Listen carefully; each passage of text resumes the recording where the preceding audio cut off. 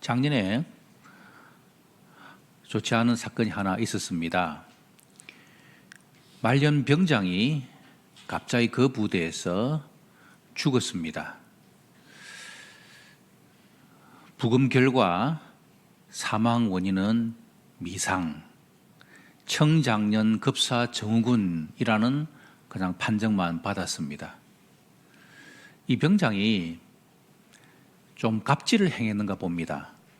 후임병들한테. 그러니까 요즘 군대는 뭐 소원술이라는 게 있잖아요. 그래서 후임병들이 이 병장하고는 같이 좀 못 있겠습니다. 그런 내용들이 자꾸 올라오니까 이 군대에서 그렇게 되면은 다른 부대로 전출을 보내야 된답니다. 그런데 이 병장이 제대가 딱 한 달밖에 안 남은 거예요. 그래서 이 병장이 지휘관에게 저를 제발 다른 부대로 좀 보내지 말아주세요. 간청을 하니까 그래 그러면은 코로나 때 격리해서 쓰던 그 건물이 있으니까 거기에 너 혼자 지내라. 그래가지고 17일 동안 이 병장이 그 건물에 혼자 지냈답니다. 밥도 다른 병사들이 다 먹고 가고 나면은 와서 혼자 밥 먹고 17일 동안 아무도 말도 하지 않고 그렇게 격리해서 지냈습니다. 지휘관이 오늘날 그 병장이 있는 곳에 리모컨을 가지러 가기 위해서 그 건물에 들어가서 보니까 이불 뒤집어 쓰고 누워 있는 거예요. 그래서 야 지금 몇 시인데 누워 있냐 이러면서 흔들어 보니까 이미 죽어 있었다는 것입니다. 여러 가지 그 가족들은 참 문제 제기도 하고 그렇게 했는데 아직까지도 그 문제가 해결되지 않은 채 있다는 그런 기사를 보았습니다. 그럼 이 죽음의 원인이 뭘까라고 할 때 그 판정은 외로움과 고독감이 이 청년을 급사하게 만든 원인이다. 그렇게 본다는 것입니다. 그럼 외로움이 얼마나 무서운 것입니까? 얼마나 많은 사람들에게 피해를 주고 있는지 우리는 보게 됩니다. 너무나 많은 사람들이 참으로 코로나를 거치면서 힘들어하고 어려워했죠. 그래서 전 세계적으로 거기에 대한 문제들이 제기되면서 영국에서는요, 세계 최초로 외로움부 장관을 세웁니다. 바로 이 여성이 트레이시 크라우치라는 여성인데요. 외로움 담당 장관으로 임명되어져서 영국에 있는 외로움에 관련해 전략을 수립하고 또 여러 가지 지원 역할을 맡는 그 일을 담당하고 있습니다. 일본에서도 그러한 일들을 하게 되는데요. 고독 대책 담당 장관으로 시카모토 데스시라는 분을 장관으로 세웁니다. 그래서 그 나라의 여러 가지 고립에 대한 그런 문제들을 이 부서에서 다 한다는 것입니다. 우리나라 어떨까요? 우리나라는 최근에 서울시에서 이러한 문제를 가지고 복지실에서 돌봄 고독 정책관을 따로 세워서 지금 그 일을 하고 있답니다. 왜 그렇게 할까요? 조사를 해보니까 성인들의 87.7%가 다 외로움을 느낀다 그럽니다. 그 외로움을 힘들어하고 어려워하면서 그런데 그 문제를 본인이 어떻게 해결하느냐 물었더니 대부분 혼자서 그 외로움을 해결한다는 거예요. 혼자서 해결하는 가장 많은 비율을 차지하는 것이 바로 TV 보기, 텔레비전 보는 것이 45%, 그리고 혼자서 잠자기 35%, 이렇게 자기 혼자서 그런 문제들을 해결한다는 거예요. 이 외로움이 혼자 있음이 마지막으로 나타난 것이 뭡니까? 바로 고독사죠. 실제로 가끔씩 뉴스에 나오는 것 중에 하나가 옆집에서 이상한 냄새가 나요. 그래서 신고가 들어와서 경찰 와서 들어보면 혼자 죽은 지 며칠이나 된 방치되어서 거기서 썩은 냄새가 나는 그런 일들이 종종 일어나고 있다는 것입니다. 오늘 이 시대에 많은 사람들이 그런 외로움을 고독감을 느끼면서 살아가고 있다는 거죠. 그런데 참 희한한 것은요, 혼자 있을 때의 외로움이 우리 가운데 있지만은 많은 사람들과 함께 있어도 외로움을 느낀다는 것입니다. 그럼 그건 왜 그렇겠습니까? 다른 사람과 함께 있는 가운데서도 뭐 군중 속의 고독이라 그럽니까? 그런 용어가 나올 만큼 같이 있어도 그 마음 속에 외로움이 가득해진다는 것입니다. 그 이유를 성경적으로 말씀드리면 이렇게 5가지 이야기를 드릴 수 있습니다. 첫 번째는요, 하나님이 우리를 관계적인 존재로 창조하셨기 때문입니다. 두 번째는 죄로 인하여서 그 관계가 다 단절되어지게 되죠. 세 번째는 상처와 두려움이 우리의 관계에 맺는 것을 방해하는 것입니다. 네 번째는 현대 사회가 외로움을 심화시키는 환경을 조성하지 않습니까? 다섯 번째는 하나님 주신 사명을 잃어버릴 때에 외로움이 우리 가운데 자리를 잡는다는 것입니다. 이 자리에 계신 여러분들은 외로움을 가지고 계십니까? 아니면 나는 전혀 외롭지 않아 라고 말할 수 있습니까? 하나님께서는 우리 성도들을 그냥 내버려 두지 아니하십니다. 바로 하나님께서 우리 가운데 역사하시고 임재하시죠. 성삼위 하나님께서 우리를 통하여서 그 외로움을 다루어 가십니다. 한마디로 우리를 성부, 성자, 성령, 삼위 하나님으로 충만해지기를 원한다는 겁니다. 그런데 문제는 뭡니까? 그런 말씀의 깨달음이 있음에도 불구하고 우리 가운데, 우리 성도들 가운데서 외로움을 느끼는 신자들이 많다는 거죠. 어떻게 하면은 이 외로움의 문제를 해결할 수 있겠습니까? 오늘 이 문제를 좀 다루고자 합니다. 여러분, 우리 속에 있는 이 외로움, 부부 사이에서도 외로움이 있고, 가족 내에서도 외로움이 있고, 성도들 내에서도 외로움, 여러분 그거 우리 다 인정하고 경험하는 바입니다. 우리 이것을 어떻게 해결할 것인가? 오늘 이 말씀을 잘 듣고 깨달아 우리의 삶에 삼위 하나님으로 부어주시는 충만함을 경험함으로 외로움의 문제가 여러분에게는 전혀 문제되지 않는 복된 성도들 되시기를 주님 이름으로 축복합니다. 첫 번째, 우리가 외로움의 문제를 해결하지 못하면 우리는 어떻게 되겠습니까? 따라해 봅시다. 낭비하게 된다. 뭘 낭비할까요? 인생을 낭비하는 거죠. 시간을 낭비하고 물질을 낭비하고 나의 모든 걸 낭비하는 것입니다. 낭비가 뭡니까? 해프게 하고 헛되이 쓰는 것. 그게 바로 낭비잖아요. 외로움이란 것에 확 마음이 감정이 쏠리면요, 다른 어떤 것들은 다 들어오지 않냐고 자기 스스로 우울해지고 힘들어지고 낙심되고 인생을 그냥 그렇게 쓰는 것입니다. 그래서 많은 사람들이 반려견을 키우기도 하고 반려묘, 고양이도 키우기도 하고 또 어떤 사람들은 반려이끼도 키우더라고요. 그 말 못하는 그거 또 이렇게 이끼를 돌보면서 또 반려돌이라 그럽니까? 이런 것도 막 돌보면서 자신의 그런 외로움을 극복하려고 하는 것입니다. 여러분, 그런데 너무 뭐 하는 것들을 소비하면은 그건 문제가 되죠. 그것이 일시적으로 도움이 될지 모르지만 그건 완전한 해결책은 아닌 것입니다.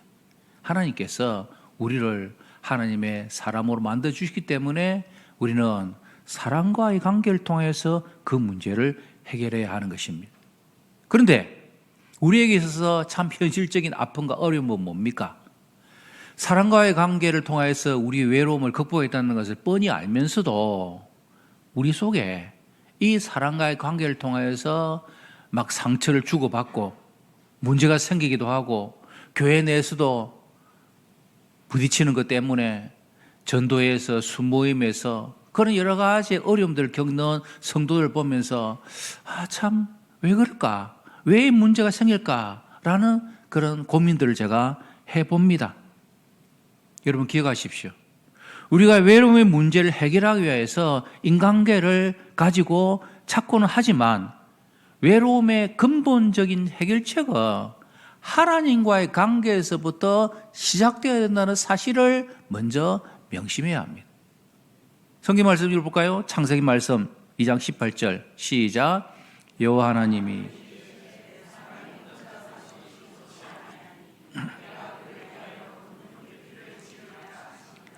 하나님 보실 때에 아담 혼자 있는 것을 보기에 안타까워 여기시고 돕는 배필을 하나님께서 지어주셨습니다.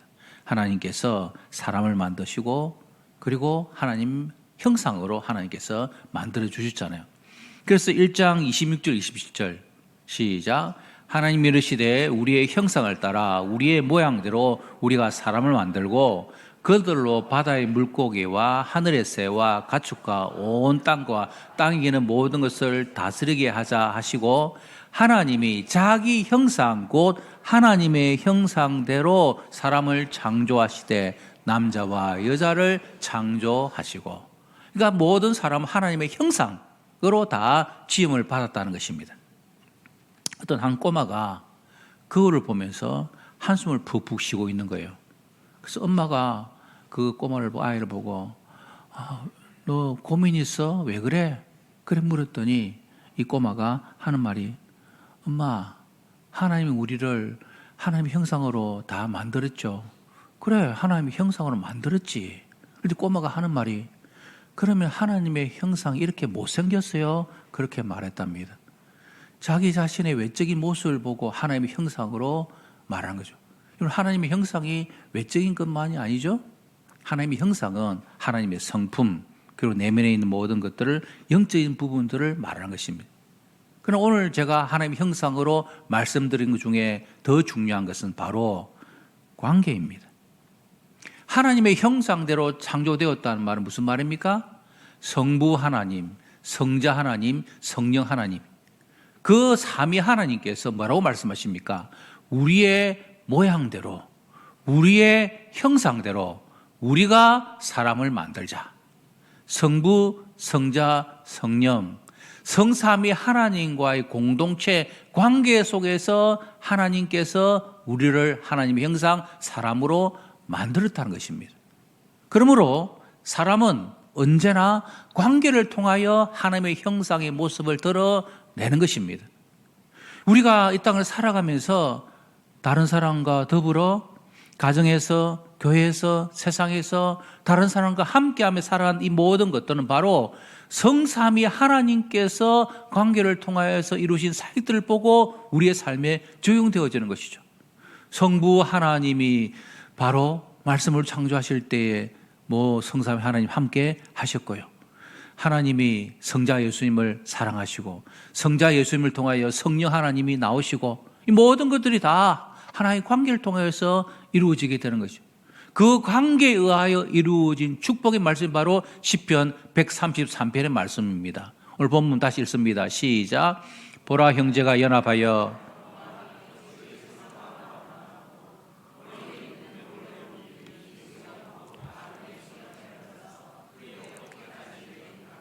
헐몬의 이슬이 시온의 산들에 내림 같도다.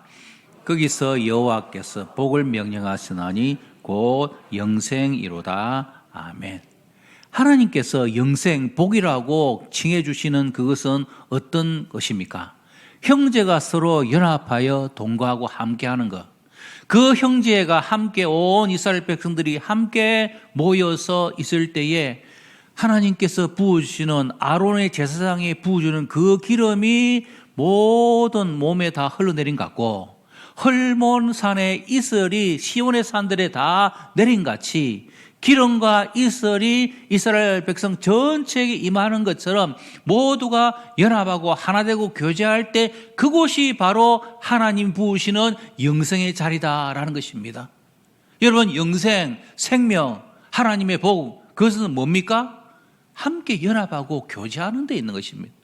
그냥 나 홀로, 그냥 나 혼자 똑똑한데 그냥 나 혼자 다 할 수 있어요? 그게 아니라 우리는 함께 하나님의 교회와 성도들로 부름받고 함께 한 가정으로 부름받고 모두가 연합하여 하나됨으로 말하며 그곳에 하나님께 부으시는 영생, 생명의 복이 함께 한다는 것입니다. 그래서 우리는 교제해야 되고 함께해야 돼야 하는 것입니다.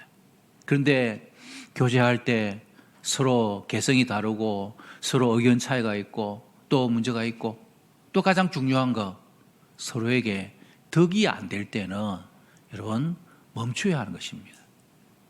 여러분 제발 교회에서 큰 소리 내지 마십시오.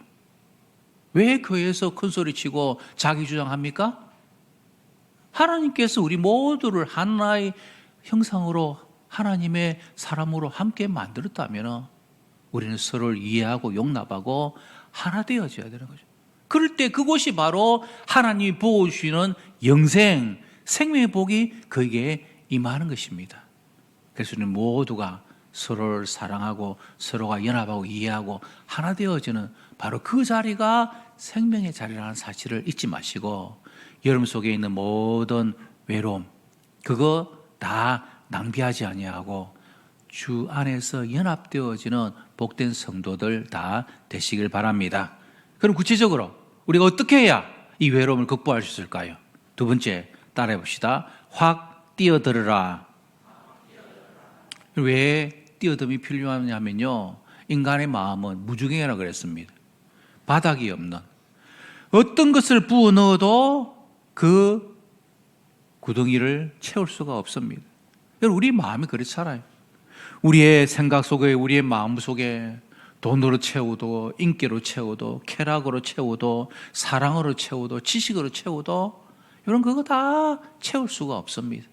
계속해서 우리에게는 그것이 갈급되어지고 우리는 갈망하게 되는 거죠.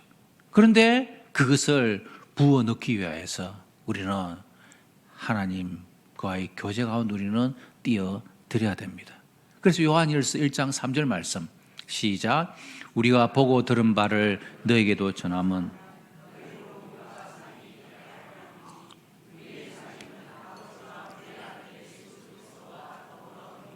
아멘. 하나님께서 우리에게 주시는 그 사귐, 그것은 하나님 아버지와 그의 아들 예수 그리스도와 더불어 누림이라.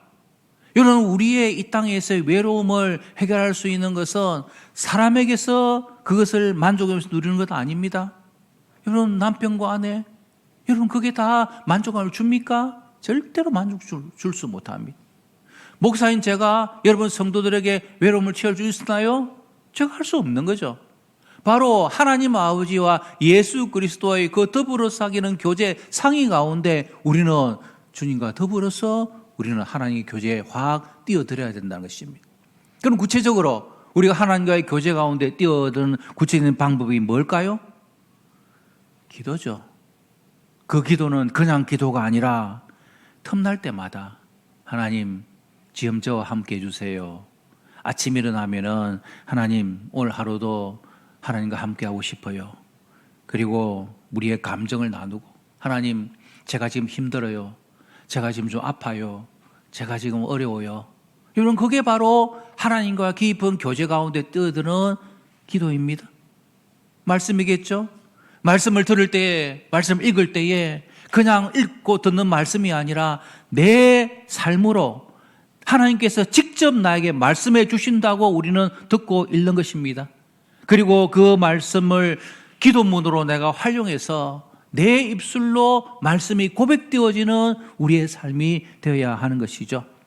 그리고 예배겠죠.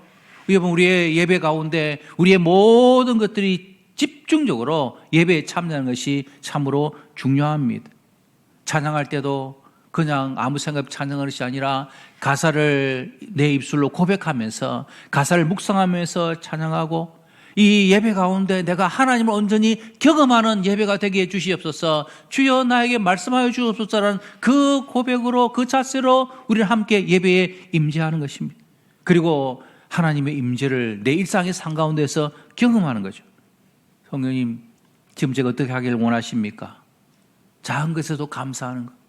오늘 예배 마치고 또 정식사하고 나서 카페 가서 커피 먹을 때 하나님 이렇게 맛있는 커피 주셔서 감사합니다. 그러면서 하나님과의 깊은 교제가 우리 가운데 있는 것입니다. 그리고 더 중요한 거 믿음으로 도전하는 것입니다. 우리의 신앙생활이 하나님과 깊은 교제로 들어가기 위해서 그냥 가만히 있는 것이 아니라 이 한 해를 맞이해서 다시 한 번 더 내 인생의 삶을 결단하며 나아가는 거죠. 내가 전도하겠다. 내가 봉사하겠다. 그리고 오늘 주보에 여러분 첨부되어 있는 유물 보면은 이제 3월부터 성경 공부가 시작되어질 것입니다. 그 성경을 보면서 그래 내가 올해는 내가 영적으로 좀 더 자라야 되지 않겠는가? 그것을 결단하고 화요일 날 시간을 내어서 또 토요일 날 시간 내어서 내가 우리 교육자들이 하는 이 성경부에 참여해야 되겠다. 그렇게 결단하고 하나님 앞에서 성장해 나가기로 하면요, 하나님께서 우리를 이 하나님과의 교제 가운데 확 뛰어들게 하는, 그래서 하나님의 은혜를 체험하고 그것을 통하여서 외로움이 사라지게 하시는 하나님의 그 능력과 은혜를 우리 모두가 누려갈 수 있다라는 것입니다.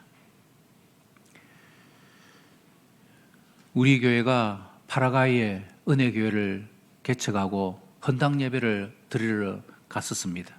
그때 이제 모든 헌당 예배를 다 마치고 돌아오는 길에 우리 같이 갔던 분들하고 이가수 폭포를 갔었습니다. 여러분, 이가수 폭포 가보셨나요? 이게 바로 이가수 폭포입니다. 3대 폭포 가운데 하나죠. 나이아가라 폭포, 아프리카의 빅토리아 폭포, 그리고 남미의 이가수 폭포인데, 저 이가수 폭포에 가서 제가 참 많은 것들을 깨달았습니다. 그 가운데 하나가, 이 이가수 폭포에 가까이 가니까 쉴 틈 없이 내려오는 그 폭포의 물류로 인하여서 그냥 내 옷이, 같이 간 모든 사람 옷이 다 젖어버리는 것입니다. 아, 이게 뭔가? 하나님의 충만이라는 게 이거구나.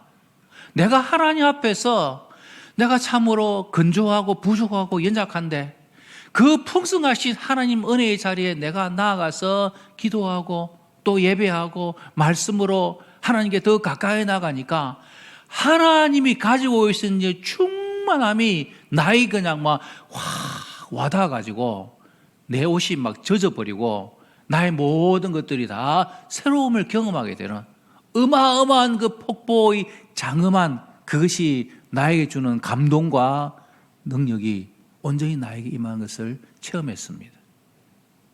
우리가 부르는 찬양, 은혜, 감사, 이런 찬양을 작사 작곡한 손경민 목사님 계시죠? 바로 저분입니다. 손경민 목사님이 작곡, 작사 작곡 중에 하나가 바로 충만이라는 찬양이 있지 않습니까? 이 충만이라는 찬양을 작사 작곡하게 된 배경이 있었답니다. 자기들이 가지고 있는 그 모든 재산들 가운데서 어떤 사람이 다가와가지고 그거 잘 자기들이 어떻게 해줄 테니까 자기에 맡겨라 그래가지고 그 목사님이 찬양으로 해서 반 인세라든지 그동안 모아둔 저축한 거, 사모님과 함께 모아둔 모든 전 재산을 이분이 사기를 쳐가지고 그냥 막 튀버린 겁니다. 얼마나 낙심이 됩니까? 그런 낙심과 절망하는 가운데 충만의 가사를 다시 작성하면서 다시 한번 회개하고, 비록 자기에게 손해를 끼친 그 사람이지만 용서할 수 있는 마음을 얻게 되었다는 것입니다. 그래서 이 충만이라는 가사 가운데 실패하여도 일어날 수 있는 것은 예수 안에 나는 승리함이라. 난 예수로 충만하네. 여러분, 우리가 외로움이 있고 실패가 있고 아픔이 있고 문제가 있습니다. 그러나 그 가운데서 우리가 다시 일어날 수 있는 것은 예수 안에서 이미 저와 여러분들은 승리한 자들입니다.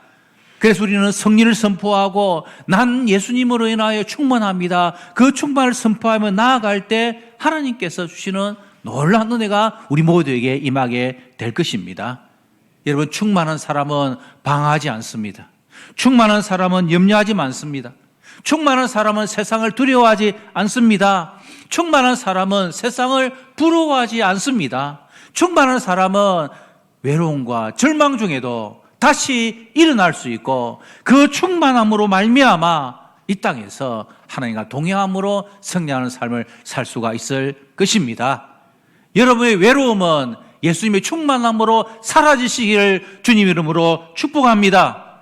여러분의 쓸쓸함은 사라지시기를 주님 이름으로 선포합니다. 내 인생의 삶이 충만함으로 채우시는 저와 여러분의 삶 되시기를 주님 이름으로 기원합니다. 우리